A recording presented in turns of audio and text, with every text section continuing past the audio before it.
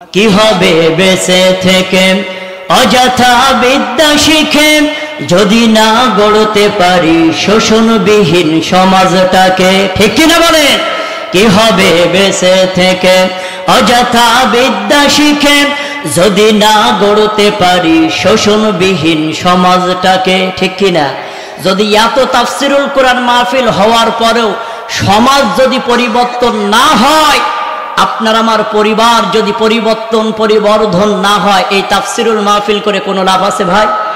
সুতরাং বোঝা গেল এই তাফসিরুল কোরআন মাহফিল আসছে ঈমানদার মুমিন মুত্তাকির সামনে যতগুলো ঝড় ঝাপটা আসছে এই ঝড় ঝাপটাগুলো পরিষ্কার করে দেওয়ার জন্য। ঠিক কিনা? এই জন্য কবি বলতেছেন কি হবে যদি আসল সমাজ যদি আমরা গড়তে না পারি। ঠিক কিনা? কি হবে বেঁচে থেকে অযথা বিদ্যা শিখে যদি না গড়তে পারি শোষণবিহীন সমাজটাকে। কি হবে বেঁচে থেকে, কি হবে ছাত্র সেজে চুমু খেয়ে সনদখানা যদি হয় বিদ্যালয়টা প্রতিটাদের আড্ডাখানা। দেখতেছেন না 100 সেঞ্চুরি করার পরে ও আবার আনন্দ ফুর্তি করে বেড়ায়। বিশ্ববিদ্যালয়ের ক্যাম্পাসগুলোতে এমন হচ্ছে। ঠিক কিনা? মানুষ তো আর একটাও হচ্ছে না, শুধুমাত্র আমরা সার্টিফিকেটের পাগল। ঠিক কিনা? কি হবে ছাত্র সেজে চুমু খেয়ে সনদখানা যদি হয় বিদ্যালয়টা প্রতিটাদের আড্ডাখানা। এর চেয়ে মরাই ভালো, দেশ ছেড়ে যাওয়াই ভালো। কি হবে ধোকা দিয়ে বিবেকটাকে, কি হবে বেঁচে থেকে অযথা বিদ্যা শিখে যদি না গড়তে পারি শোষণবিহীন সমাজটাকে। ঠিক কিনা? কি হবে আলেম হয়ে ইমাম সেজে সমাজতে যদি ওই হক কথাটা উচ্চ স্বরে না বলিতে পারো, যদি সত্য কথা উচ্চ স্বরে না বলিতে। ঠিক কিনা? চাকরির ভয় করো যদি ছেড়ে দাও ওই না গদি, চাকরির ভয় করো যদি ছেড়ে দাও ওই না গদি। কি হবে ধোকা দিয়ে আল্লাহকে, কি হবে ধোকা দিয়ে আল্লাহকে। কি হবে বেঁচে থেকে অযথা বিদ্যা শিখে যদি না গড়তে পারি শোষণবিহীন সমাজটাকে। ঠিক বলুন তো, এই কোরআন 1500 বছর আগে যেমন ছিল এখনো তেমন আছে? এই কোরআন যদি 1500 বছর আগে যেমন ছিল এখনো যদি তেমনি থেকে থাকে, 1500 বছর আগে কোরআনের সূরা যদি 114টি থেকে থাকে, এখনো পর্যন্ত কোরআনুল কারীমের সূরা 114টি আছে না নাই? 1500 বছর আগে যদি এই কোরআনুল কারীমের আয়াত আর কোরআনের তাফসীর ব্যাখ্যা জাতির কাছে বোঝানোর কারণে, জাতির মানুষদেরকে কোরআনের দিকে আহ্বান করার কারণে বিশ্ব নবীর উপরে যদি জুলুম অত্যাচার আর যদি নির্যাতন নিপীড়ন হয়ে থাকে, আজও এই 1500 বছর পরে আজও যদি এই কোরআনুল কারীমকে নিয়ে যে সমস্ত মুফাসসিরগণ তারা শোনাবে তাদের উপরে একইভাবে হামলা আসবে। ঠিক কিনা আমার ভাইরা? সুতরাং বুঝতে হবে 1500 বছর আগের কোরআন এখনো সেই কোরআন, 1500 বছর আগেই সেই 114টি সূরা এখনো সেই 114টি সূরা। 1500 বছর আগে নবী শুনাইছেন, এখন নায়েবে নবীরা শোনাচ্ছেন। ঠিক কিনা? সুতরাং যারা এই কোরআনের কথা মানবে, আমল করবে, আল্লাহ তাআলা তাদেরকে 2টা পুরস্কার দান করবেন। কয়টা? রব্বুল আলামিন বলেন, এক নাম্বার পুরস্কার হলো গুফিরা লাহু মা যামবুহু, আমি আল্লাহ তাআলা কোরআন মাননেওয়ালা ব্যক্তিদের জিন্দেগির গুনাহগুলো মাফ করে দিব। দ্বিতীয় নাম্বার হলো কানাত লাহুম জান্নাতুল ফিরদাউসি নুজুলা, আমি আল্লাহ যে জান্নাত রেখে দিয়েছি, এই জান্নাত কোনোদিন দেখেছেন? আমি হুজুর কোনোদিন দেখেছি নাকি? কেউ কোনোদিন আমরা দেখি নাই, তারপরও বিশ্বাস করি। রব্বুল আলামিন বললেন যারা না দেখো বিশ্বাস করে, কানাত লাহুম জান্নাতুল ফিরদাউস নুজুলা, এমন না দেখা জান্নাত, এমন সুন্দর জান্নাত আমি আল্লাহ তাআলা ওই বান্দা বান্দীদের জন্য রেখে দিয়েছি। এর চাইতে সৌভাগ্য আর কি হতে পারে? নবীরা যেখানে চেয়েছেন আল্লাহ শেষ নবীর উম্মত বানাও, আমরা না চাইতেই শেষ নবীর উম্মত। ঠিক কিনা? আমার ভাইয়েরা গভীর মনোযোগ দিয়ে বুঝবেন। ওদিকে আমার আম্মাজান বুবু জানেরাও রয়েছে, মনে করতেছে আজকের যিনি প্রধান আকর্ষণ উনি নিশ্চয়ই আমাদের সম্বন্ধেও কিছু বলবেন, আমার মা বোনদের সম্বন্ধেও আমাদের কিছু বলার দরকার। কারণ ওনারা বারংবার ঘুরে ফিরে আজ যাই করে যেভাবেই ভোট হোক ওভাবেই আমাদের বারবার সরকার। আজকের সংসার জ্বালাই পড়াই করলো সরকার। আলোচনার মাধ্যমে আম্মাজান বুবুজানদেরকেও একটু একটু সাইজ করা দরকার। কথা কয়রা মুসলমান? আচ্ছা বলুন তো, যে জায়গায় বসে আছি এই জায়গাটা কিয়ামতের ময়দানে আল্লাহর দরবারে সাক্ষী দিবে, বিশ্বাস হয়? ও ভাই বিশ্বাস হয়? যদি বিশ্বাস হয় আরেকটু যদি সামনে আগায় বসি, দুইটা জায়গা সাক্ষী দেবে, বিশ্বাস হয়? কার কার বিশ্বাস হয় হাত উঁচু করেন। যদি কেউ কাউরে বলবেন না সামনে যা, প্রত্যেকে নিজে নিজে সামনে আসেন, আসেন আসেন। কোরআনের মজলিস, কোরআনের একটা আদব রয়েছে। একজন আল্লামা এভাবে বলতেছেন, কোরআনের আদব হলো কোরআনের শ্রোতা আমরা সবাই, আর কোরআনুল কারিমের আলোচনা এমন ভাবে শুনবো আদব সহকারে আমরা শুনবো। জন্নেক মুফাসসির এমন ভাবে বুঝাচ্ছেন, ডাক দিয়ে বলতে, কারো যদি ছোটটা লাগে এক দেখাবা, আস্তে করে মাথাটা নিচু করে চলে যাবা। কারো যদি দুই লাগে আস্তে করে দাঁড়িয়ে দেখে মাথাটা নিচু করে চলে যাবা। হঠাৎ করে আল্লামা বক্তৃতা দিচ্ছেন, জন্নেক হুজুর, একজন যুবক দাঁড়ায় 3 আঙ্গুল দেখালো। হুজুর বলতেছে, যুবক আমি তো তোরে 3 আঙ্গুল দেখাতে বলিনি, বলছি কারো যদি ছোটটা লাগে এক দেখায় মাথাটা নিচু করে চলে যাবা, 2 লাগে 2টা আঙ্গুল উঁচা করে, বড়টা লাগলে মাথাটা নিচু করে চলে যাবা। তুই যুবক 3 আঙ্গুল দেখাবে বুঝে আসেন। হুজুর একটু বিড়িয়ে খাবো। ফাজি, এইখানে কোরআনের কথা হচ্ছে, তুই ফাজলামি করার জায়গা। হুজুর বিড়িয়ে খাই তাই কি হয়েছে, দুয়া পড়ি তাই খাই। হুজুর বলছে, সারা জীবন ওয়াজ শুনলাম, ওয়াজ করলাম, এত জায়গায় গেলাম রে যুবক, কোনোদিন তো এত দোয়া এত কিছু পেলাম কই, বিড়িয়ে খাওয়ার দোয়া তো কোনোদিন পেলাম না। তো তুই যুবক বল তো দেখি শুনি। তো হুজুর বলবো, হ্যাঁ বল। তাহলে হুজুর শোনেন, আল্লাহুম্মা বারিক লানা ফিহি বিড়ে টানা। বলেন এমন হাইব্রিড মার্কা শয়তান আছে না নাই? ও কিন্তু এই জায়গায় বসবে না, গুইয়ে মাছির মতো এখানে একটু যাবে ওখানে একটু যাবে, সব জায়গায় বসবে। কথা কন, কথা কন। কারণ আজকে আমাদের সমাজ কি দিচ্ছে, আজকে পুরুষ মহিলা হতে চাচ্ছে, মহিলা পুরুষ হতে চাচ্ছে। আমি মনে মনে পুরুষ মানে মহিলা হলেও কি, আমি আসলে দেখতে পুরুষ হলে কি, মনে মনে মহিলা। ওরে ছাল চামড়া কেলাই ফেলার দরকার। আমরা বলি যে সমাজটা আজকে নষ্ট হয়ে যাচ্ছে, আসলে কিন্তু সমাজ নষ্ট হচ্ছে না, মানুষ নষ্ট হচ্ছে।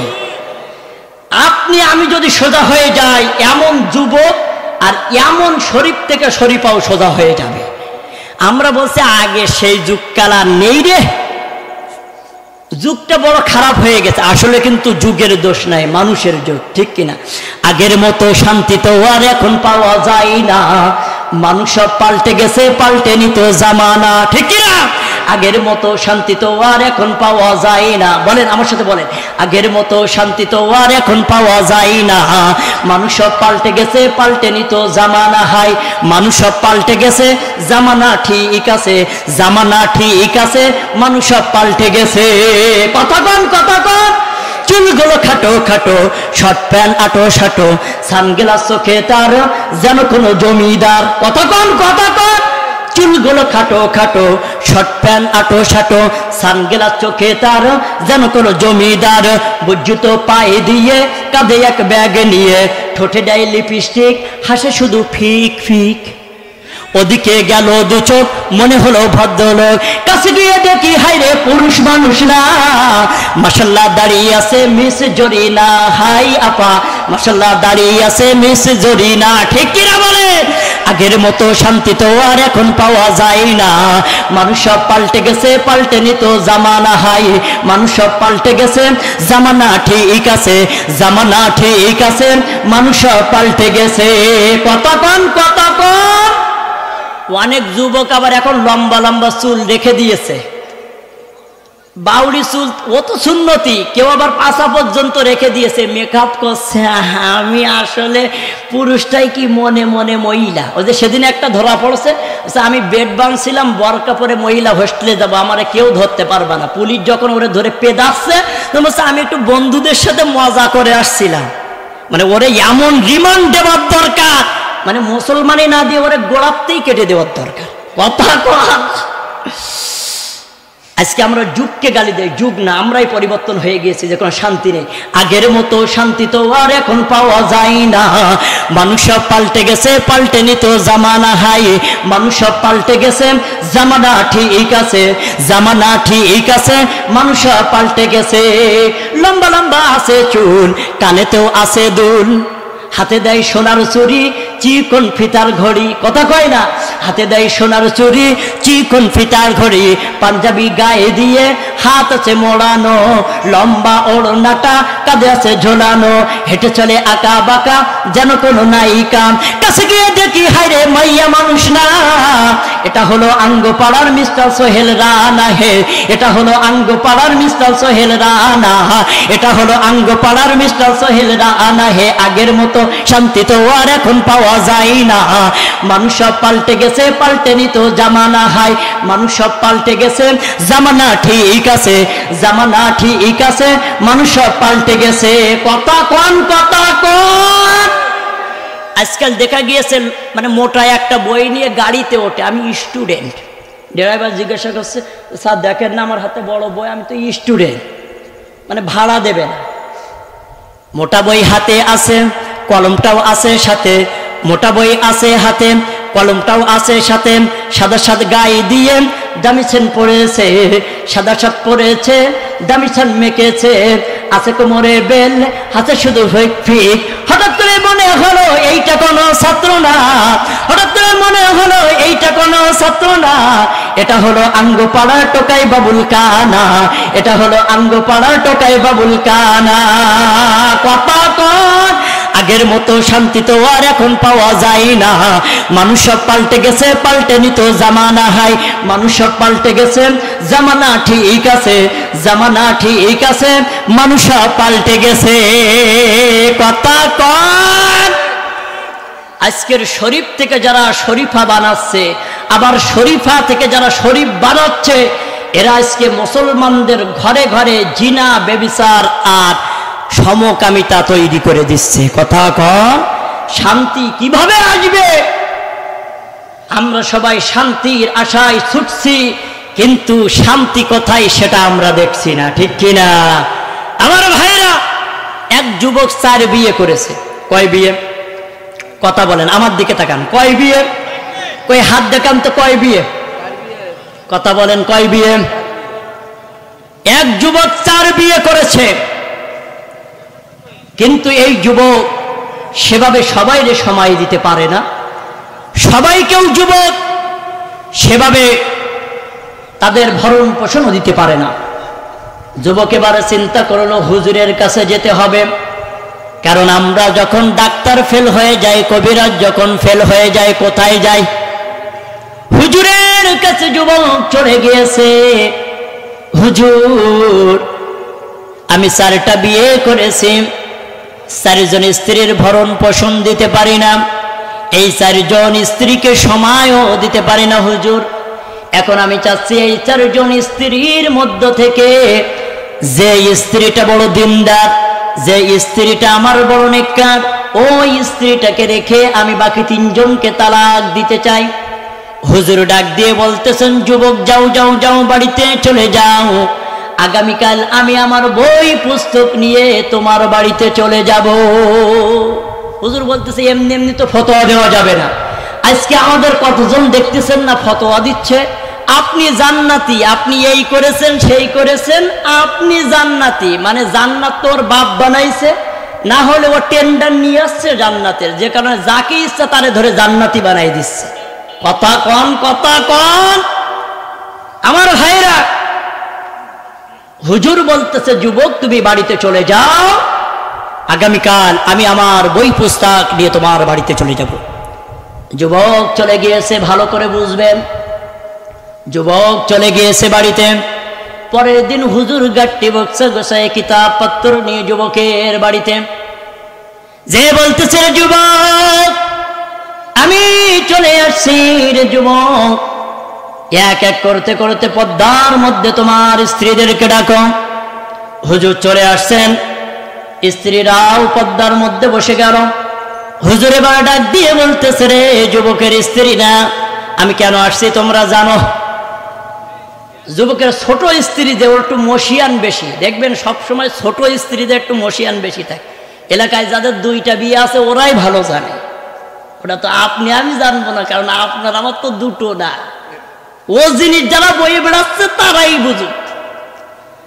হুজুর ডাক দিয়ে বলতেছে, রে যুবকের স্ত্রীরা, তোমরা মনে হয় জানো আমি হুজুর কেন আসছি? হ্যাঁ, আমরা তো জানি আপনি আসছেন।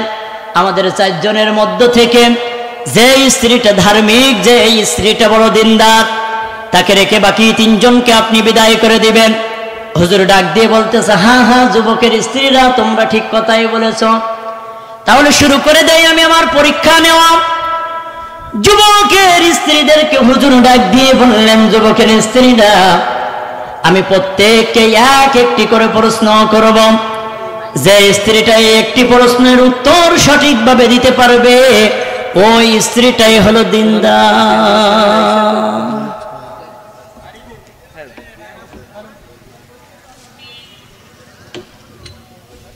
হৃদয়ের গভীরে রেখেছি যারে,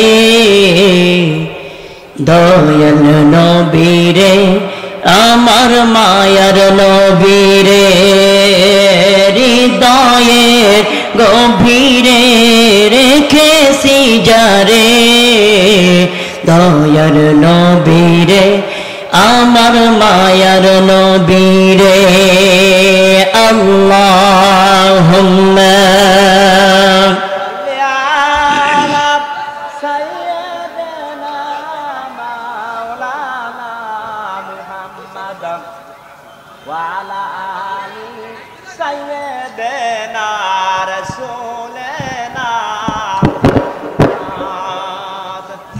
আপনারা এদিকে তাকান, সবাই দেখছি অনেকটা মন অন্যদিকে হয়ে গিয়েছে। আসলে কোরআন মাঝখানে এভাবে হলে একটু যায় ওদিকে, তারপরও আমরা আবার আমাদের মনোযোগটা এদিকে ফিরিয়ে নিয়ে আসি। হালকা উঁচু করে দেন তো। হ্যাঁ হ্যাঁ ঠিক আছে, পিছনে এখানে একটা বারিশ একটা দিতে পারেন। হ্যাঁ ঠিক আছে ভাই, ঠিক আছে। তো আসেন আমরা আবারও আলোচনার দিকে ফিরে যাই। আমরা যেভাবে আলোচনা শুনতেছিলাম যে যুবক কয়টা বিয়ে করেছে, না আপনারা তো ওই আলোচনা শুনে দেখছি আমারটা ভুলে গিয়েছেন। দাদার পোতা গিয়েছে ওর শুনতে, এইখানে দাদা তো অনেকেই আসছে দেখছি। যুবক ভাইরা ওরা বাইরে দাঁড়িয়ে আছে। ও যুবক ভাই, এইখানে বসলে বউ সুন্দর হয়, বসো বসো। যুবক ভাই চলে আসেন, বউ সুন্দর হবে, লম্বা হবে। আমার ভাইরা, দাদার পোতা গিয়েছে ওর শুনতে। তো ওর শুনে আসার সময় দাদা লক্ষ্য করেছে পোতা অনেক পিছনে পড়ে গিয়েছে। পিছন দিক ফিরে ডাক দিয়ে বলতে, পোতা তুই এত পিছনে কেন? নির্বংশের ছেলে তত্ত্ব নিয়ে তো আর কোথাও যাওয়া যাবে না। যে দাদা তুমি কি যে ওয়াজ শুনুনি, আমির হামজা সাহেব ওয়াজ করলো যে হাঁটুর উপরে লঙ্গি উঠানো যাবে না। তোমার তো দেখছি কিছু ভিজেনি, আমার তো খাল পাত হতে যেয়ে তো সব ভিজে গিয়েছে। পোতা এরকম ওয়াজ তো আমি গত 20 বছর ধরে শুনছি, কিন্তু আমার তো কোনোদিন লঙ্গি ভিজিনি। সে দাদা এরকম ওয়াজ যদি তুমি এক কান দিয়ে শোনো আর অপর কান দিয়ে যদি বাইর করে দাও, 20 বছর কেন কিয়ামত পর্যন্ত যদি ওয়াজ শোনো, তোমার লঙ্গিও কোনোদিন ভিজবে না। আমরা কি ওয়াজ ওই রকম শুনছি নাকি? আমরা মনোযোগ দিয়ে আমলিয়াতের নিয়তে ওয়াজ শুনছি, ঠিক কিনা? যুবক বিয়ে করেছে কয়টা? আরে কথা বলেন, কয়টা? হুজুর চলে গিয়েছে, ডাক দিয়ে বলতেছে যুবকের স্ত্রীরা প্রশ্ন হবে একখান করে, এক এক করে করে প্রশ্ন করা হবে। আরে যুবকের প্রথম স্ত্রী প্রশ্নের উত্তরখানা যখন তুমি দিবা, তোমরা বাকি 3 জন চলে যাও, একজন বসো। হুজুর ডাক দিয়ে বলতেছে, যুবকের প্রথম স্ত্রী, বড় স্ত্রী, বলো বলো দৈনন্দিন আমরা যে 5 ওয়াক্ত ফরজ নামাজ পড়ি, এই 5 ওয়াক্ত ফরজ নামাজের মধ্যে ফরজ নামাজ কয় রাকাত? ফরজ নামাজ কয় রাকাত বল। যুবকের প্রথম স্ত্রী বড় স্ত্রী ডাক দিয়ে বলতেছে, হুজুর দৈনন্দিন 5 ওয়াক্ত ফরজ নামাজের মধ্যে ফরজ নামাজ হলো 17 রাকাত। মারাবা বলেন। হুজুর বলতে ঠিক আছে যাও, দ্বিতীয় জন আসো, কাম চলে আসো চলে আসো। দ্বিতীয় জন চলে আসলো। হুজুর এবার ডাক দিয়ে বলতেছে, যুবকের দ্বিতীয় স্ত্রী বলো বলো বলো দৈনন্দিন 5 ওয়াক্ত নামাজের মধ্যে ফরজ নামাজ কয় রাকাত? যুবকের দ্বিতীয় স্ত্রী ডাক দিয়ে বলতেছে, হুজুর দৈনন্দিন 5 ওয়াক্ত নামাজের মধ্যে ফরজ নামাজ হলো 15 রাকাত। মারহাবা বলেন। হুজুর এবার তৃতীয়তম স্ত্রীকে ডাক দিলেন, 3 নম্বর স্ত্রী চলে আসো, বলো বলো বলো। হে যুবকের তৃতীয়তম স্ত্রী, দৈনন্দিন 5 ওয়াক্ত যে ফরজ নামাজ আমরা পড়ি, এই 5 ওয়াক্ত ফরজ নামাজের মধ্যে ফরজ নামাজ কয় রাকাত? যুবকের তৃতীয় স্ত্রী ডাক দিয়ে বলতেছে, হুজুর দৈনন্দিন 5 ওয়াক্ত ফরজ নামাজের মধ্যে ফরজ নামাজ হলো 11 রাকাত। মারহাবা বলেন। হুজুর বলতে ঠিক আছে তুমি যাও, 4র্থ নাম্বার স্ত্রী চলে আসো। 4র্থ নাম্বার স্ত্রী চলে আসলো। হুজুর এবার ডাক দিয়ে বলতেছেন, যুবকের ছোট স্ত্রী বলো বলো বলো দৈনন্দিন যে 5 ওয়াক্ত ফরজ নামাজ আমরা পড়ি, এই 5 ওয়াক্ত ফরজ নামাজের মধ্যে ফরজ নামাজ কয় রাকাত? যুবকের ছোট স্ত্রী ডাক দিয়ে বলতেছে, হুজুর দৈনন্দিন 5 ওয়াক্ত ফরজ নামাজের মধ্যে কোনো ফরজ নামাজই নাই। তাহলে বলেন প্রথম স্ত্রী কয় রাকাত? 17 রাকাত। ওয়াজ কিন্তু মনে রাখতে হবে। প্রথম স্ত্রী কয় রাকাত? 17 রাকাত। দ্বিতীয় স্ত্রী 15, তৃতীয় স্ত্রী 11, আর ছোট স্ত্রী জানার দরকার আছে না নাই?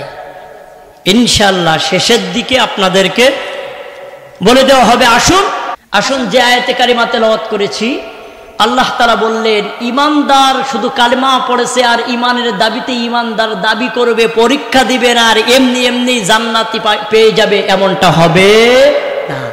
ইমানদার ইমানের কতটুকু পরিমাণ শীর্ষে সে পৌঁছাতে পেরেছে, ইমানদার তার ইমান কতটুকু পরিমাণ বেড়েছে, এই জন্য ইমানদার মুমিন মুত্তাকি বান্দার পরীক্ষা আছে না নাই?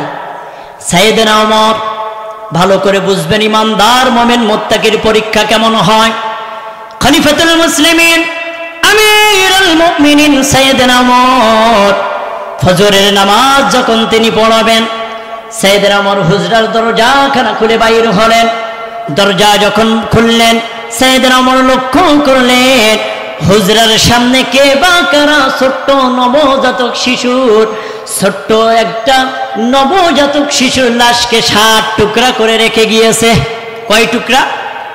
ছোট্ট নবজাতক শিশুর লাশকে কে বা কারা 60 টুকরা করে সাইয়েদনা ওমরের দরজার সামনে রেখে গিয়েছে।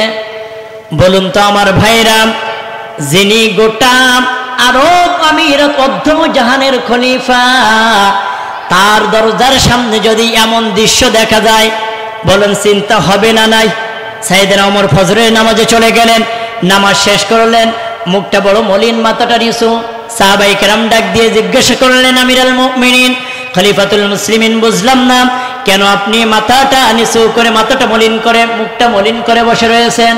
সাইয়েদনা ওমর ডাক দিয়ে বললেন, মসজিদে নববীর মুসল্লিরা, আজকে যখন ফজরের সময় আমি ওমর আসতেছিলাম, আমার হুজরার বাইরে কে বা কারা ছোট্ট নবজাতক শিশুরকে 60 টুকরা করে আমার দরজার সামনে রেখে গিয়েছে।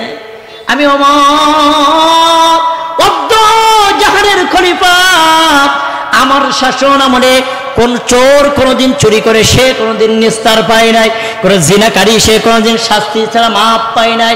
আমি ওমর এমন একজন প্রেসিডেন্ট, আমার নিজের সন্তানকেও ছাড় দেয় না, ঠিক কি না? অথচ আজকে আমাদের দেশটা দুর্নীতিতেই ভরে গিয়েছে। যারা আজকে বসে রয়েছে আসনে তারাই আছে গিয়ারে, ঠিক কিনা? যারাই বসে চেয়ারে তারাই আছে গিয়ারে, ঠিক কিনা? মানে আমার হাজী সাহেব হলো মক্কায়, আর হাজী সাহেব মামলাকায় বাংলায়। কথা কন, কথা কন। এরা সব শিক্ষিত শয়তান, তাই না বলে? এরা কলমের খোসা দিয়ে জাতির মানুষদেরকে আজকে বিভিন্ন প্রকার বিপদে ফেলাচ্ছে, ঠিক কিনা? ওরা শিক্ষিত শয়তান, ওরা শিক্ষিত শয়তান। দুর্নীতির আকড়ায় বসে জাহির করে জ্ঞান, দুর্নীতির আকড়ায় বসে জাহির করে জ্ঞান। কলম দিয়ে কামাই টাকা, আবার ধরে সাধুর ভান। ওরা শিক্ষিত শয়তান, ওরা শিক্ষিত শয়তান, ঠিক কিনা বলে? সাইয়েদনা ওমর ডাক দিয়ে বললেন, মসজিদে নববীর মুসল্লিরা, আমি বড় চিন্তার মধ্যে রয়েছি, এখন কিভাবে বিচার কার্যকর করব। 24 ঘন্টার সময় দিলাম, দ্রুত টিম গঠন করা হলো। কে বা কারা এই ছোট্ট নবজাতক শিশুটিকে হত্যা করেছে ধরে নিয়ে আসো। 24 ঘন্টা হয়ে গেল, 48 ঘন্টা হয়ে গেল, 72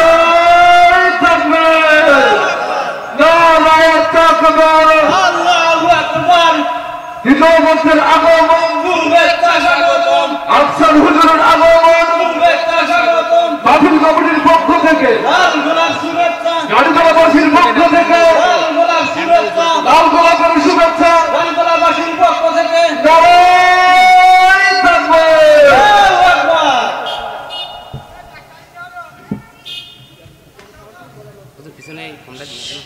শেষ করে শেষ করে দেব।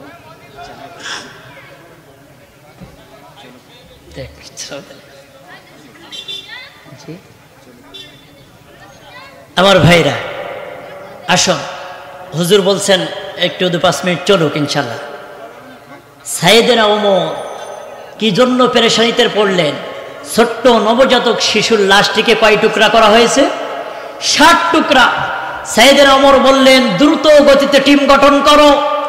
দ্রুত গতিতে টিম গঠন করা হলো। 24 ঘন্টা হয়ে গেল, 48 ঘন্টা হয়ে গেল, 72 ঘন্টা যখন হয়ে গিয়েছে, সাইয়েদনা ওমর তখন হুজরার দরজাখানা লাগায়ে যাই নামাজে বসে বলতেছেন, ইয়া রাসূলুল্লাহ, আজকে নবী আপনি যদি বেঁচে থাকতেন এতক্ষণ 24 ঘন্টা লাগতো না।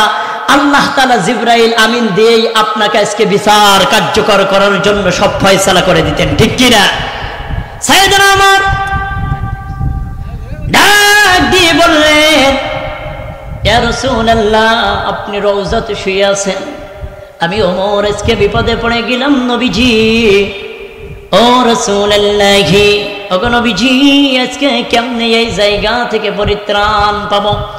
হঠাৎ করে হুজরার দরজার মধ্যে কে যেন করাঘাত করল। সাইয়েদনা ওমর দরজাখানা খুলে দিলেন, দেখতে পেলেন সুন্দর করে পর্দা সহকারে একজন বোন ভিতরে প্রবেশ করেছে। সাইয়েদনা ওমর বলতেছেন, মা কে তুমি, বলো কি তোমার পরিচয়? মেয়েটা সালাম দিয়ে বলতেছে, আমিরুল মুমিনিন খলিফাতুল মুসলিমিন, আপনাকে দেখে মনে হচ্ছে চিন্তায় আছেন। হ্যাঁ চিন্তায় আছে, কিছু বলবা বললে বলে, এখন ভালো কথাও ভালো লাগতেছে।